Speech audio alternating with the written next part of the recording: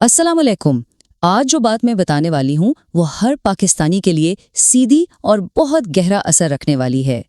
देखें, प्रॉपर्टी खरीदना जिंदगी के सबसे बड़े फैसलों में से एक है ना?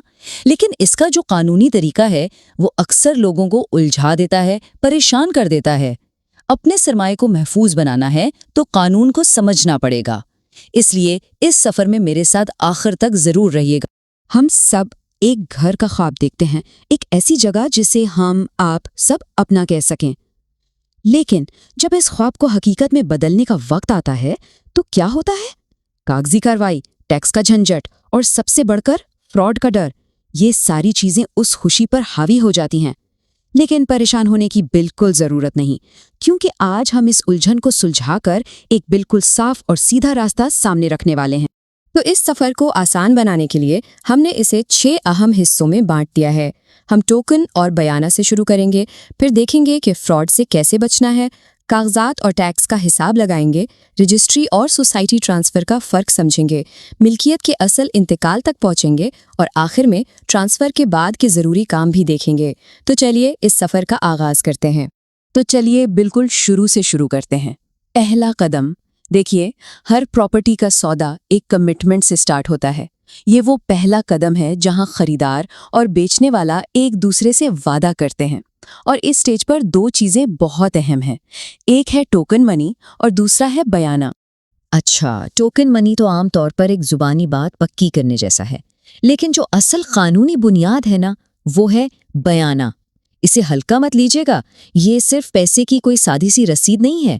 ये 1200 रुपए या उससे ज्यादा के स्टैम्प पेपर पर लिखा गया एक पूरा कानूनी मुआहदा है। इसमें प्रॉपर्टी की कुल कीमत, बाकी पैसे कब और कैसे देने हैं और ट्रांसफर की आखिरी तारीख, सब कुछ साफ साफ लिखा होता है। आमतौर पर टोटल कीमत का 10 से 25% तक बयाना में दिया जाता है। और हाँ, एक बात याद रखिएगा, इस मुआहदे में अगर कोई भी शर्त वाज़े ना हो तो बाद में लड़ाई झगड़े का सबब बन सकती है। इसलिए ये डॉक्यूमेंट आपका सबसे बड़ा कानूनी हथियार है। ओके, बयाना हो गया। अब आइए सबसे अहम मरहले की तरफ। इसे आप डिटेक्टिव वर्क यानी जासूसी वाला काम भी कह सकते हैं। ये वो वक्त है जब अपनी सरमायाकारी को हर किस्म के धोखे और फ्रॉड से बचाना है। और सुनिए, अगर इस स्टेज पर थोड़ी सी भी गफलत की ना तो अल्लाह ना करे जिंदगी भर की कमाई डूब सकती है। अब इस जासूसी के ना 2 अलग अलग रास्ते हैं। ये डिपेंड करता है कि प्रॉपर्टी है कहाँ। अगर प्रॉपर्टी किसी सरकारी स्कीम या गांव देहात में है तो जाना है लैंड रिकॉर्ड सेंटर और वहां से निकलवानी है फर्द मिल्कियत। ये फर्द सीधा सादा सबूत है कि सरकारी रिकॉर्ड में इस जमीन का मालिक कौन है। लेकिन अगर प्रॉपर्टी किसी प्राइवेट हाउसिंग सोसाइटी में है, जैसे DHA हो गया, बहरिया टाउन हो गया, तो फिर सोसाइटी के ऑफिस से लेना होगा नो डिमांड सर्टिफिकेट यानी NDC। ये सर्टिफिकेट इस बात की गारंटी है कि प्रॉपर्टी पर सोसाइटी के कोई पैसे बाकी नहीं और ना ही इस पर कोई केस चल रहा है। ये दोनों डॉक्यूमेंट्स लाजमी हैं, इनके बगैर आगे नहीं बढ़ना। चलें जी, तसल्ली हो गई कि प्रॉपर्टी बिल्कुल साफ सुथरी है। अब वक्त है अपने तमाम ज़रूरी हथियार यानी कि डॉक्यूमेंट्स इकट्ठे करने का और साथ ही साथ ट्रांसफ़र पर आने वाले सबसे बड़े खर्चे यानी टैक्सेस का हिसाब लगाने का। तो ये रही वो चेकलिस्ट जो पास पहले से तैयार होनी चाहिए। सेलर की तरफ से ओरिजिनल टाइटल डीड यानी मिल्कियत का सबूत, फिर खरीदार, बेचने वाले और 2 गवाहों के CNIC की कॉपीज, दोनों के पासपोर्ट साइज तस्वीर, मुतालिका इदारे से NOC और हाँ, जितने भी टैक्स पे किए हैं जैसे स्टैम्प ड्यूटी, CVT, उन सब की रसीदें। ये सारे कागजात केस को आगे बढ़ाने के लिए ज़रूरी हैं। और अब वो सवाल जो लाखों रुपए बचा भी सकता है और ज़ाया भी करवा सकता है। क्या अंदाज़ा है कि FBR के रिकॉर्ड में सिर्फ फाइलर या नॉन फाइलर होने से प्रॉपर्टी के टैक्स में कितना ज़मीन आसमान का फ़र्क पड़ जाता है? ये वो पॉइंट है जिसे अक्सर लोग नज़रअंदाज कर देते हैं और फिर बाद में पछताते हैं। ज़रा इस टेबल पर गौर कीजिए। देखिए, स्टैम्प ड्यूटी और CVT ये तो फाइलर और नॉन फाइलर दोनों के लिए तकरीबन एक जैसे हैं, लेकिन असल खेल शुरू होता है एडवांस टैक्स में। अब यहाँ देखिए, अगर कोई फाइलर है तो खरीदार को सिर्फ 3% टैक्स देना है, लेकिन अगर कोई नॉन फाइलर है तो यही टैक्स सीधा 12 से 15% तक चला जाता है। اس کا مطلب کیا ہوا؟ مطلب یہ کہ 1 کروڑ کی پراپرٹی پر ایک فائلر دے گا 3 لاکھ روپے، جبکہ نان فائلر کو 15 لاکھ روپے تک دینا پڑ سکتا ہے۔ سوچئے 12 لاکھ کا سیدھا فرق۔ اس سے بہتر مثال کیا ہوگی کہ فائلر بننا مالی طور پر کتنا ضروری ہے؟ اور یہ چارٹ تو اس فرق کو بالکل واضح کر دیتا ہے۔ اس کو دیکھنے کے لیے کسی کیلکولیشن کی ضرورت نہیں۔ ایک طرف فائلر کا 3% کا چھوٹا سا بار ہے اور دوسری طرف نان فائلر کا 15% کا پہاڑ جیسا بار۔ فیصلہ بالکل سامنے ہے کہ کہاں کھڑے ہونا ہے۔ اچھا جی، کاغذات پورے، ٹیکس کا حساب لگ گیا۔ اب ہم آتے ہیں ایک دوراہے پر، ایک فورک ان دا روڈ۔ یہاں سے فیصلہ کرنا ہے کہ پراپرٹی کا ٹرانسفر کس نظام کے تحت ہوگا۔ پاکستان میں اس کے 2 بنیادی طریقے ہیں۔ ایک ہے روایتی سرکاری نظام جسے ہم رجسٹری کہتے ہیں، اور دوسرا ہے ہاؤسنگ سوسائٹیز کا اپنا نظام یعنی سوسائٹی ٹرانسفر۔ رجسٹری نظام میں سب رجسٹرار کے دفتر یعنی کچہری جانا پڑتا ہے۔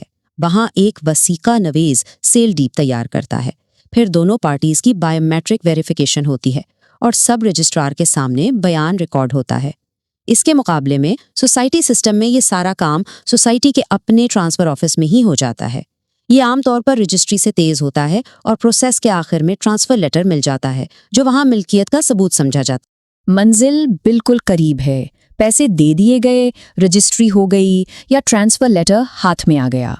یہاں آ کر اکثر لوگ سوچتے ہیں بس کام ختم ہو گیا، لیکن ٹھہریے، ایک آخری اور شاید سب سے ضروری قدم ابھی باقی ہے جس کے بغیر قانونی طور پر پوری طرح مالک نہیں بنتے۔ ذرا سوچیے اس بات پر۔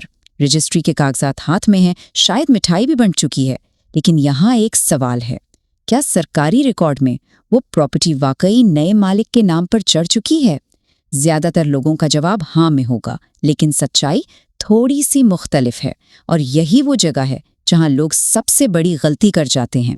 اور اس سوال کا جواب ہے لفظ انتقال۔ انگریزی میں اسے میوٹیشن کہتے ہیں۔ سمجھ لیجئے، رجسٹری تو صرف خریدنے اور بیچنے کا ایک معاہدہ ہے۔ اصل ملکیت اس وقت تبدیل ہوتی ہے جب اس رجسٹری کی بنیاد پر سرکاری ریونیو ڈپارٹمنٹ کے ریکارڈ، جسے جمع بندی کہتے ہیں، اس میں نئے مالک کا نام درج ہو۔ اگر انتقال نہیں کروایا تو قانون کی نظر میں اس پراپرٹی کا مالک آج بھی پرانا شخص ہی ہے۔ اس لیے یہ انتہائی ضروری قدم ہے۔ مبارک ہو، انتقال کے بعد اب قانونی طور پر پراپرٹی کے مالک بن چکے ہیں۔ لیکن سفر ابھی پوری طرح ختم نہیں ہوا۔ اب کچھ چھوٹے چھوٹے مگر بہت اہم کام باقی ہیں جو اس نئے ایسٹ کو مکمل طور پر محفوظ بھی بنائیں گے اور استعمال کے قابل بھی۔ تو یہ رہی post transfer check list. Number 1، فوری طور پر پراپرٹی کا فزیکل قبضہ لیں اور سب سے پہلا کام وہاں کے تالے بدل لیں۔